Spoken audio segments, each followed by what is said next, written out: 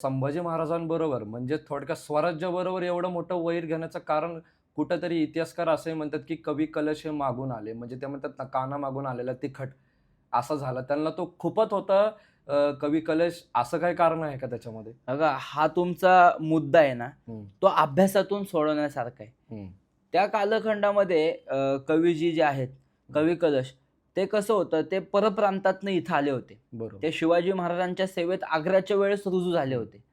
त्यांचं कार्य इथे काही लोकांना म्हणजे त्यांच्या अंगी काही दुर्गुण आहेत, हं, तर त्यांच्या अंगी काही सद्गुण पण आहेत. हं. म्हणजे हे जे कॅरेक्टर आहे ना, याचा जो इतिहास बाहेर पडलेला आहे, तर हे संभाजी महाराजांसोबत प्रचंड एकनिष्ठ आहेत. बरोबर, आणि राजकीय याच्यात कसं एकमेकांसोबत हे होतात, खटके उडतात. म्हणजे बरोबर. असं नाही की प्रत्येक जण गोडच असेल म्हणून. हां. तर तसं त्यांचे खटके काही लोकांसोबत उडत असत, काही लोकांचे खटके यांच्यासोबत उडत असत. तर संभाजी महाराज ते दरवेळेस व्यवस्थित समरोपचाराने, समंजसरित्या ते शांत करत असत.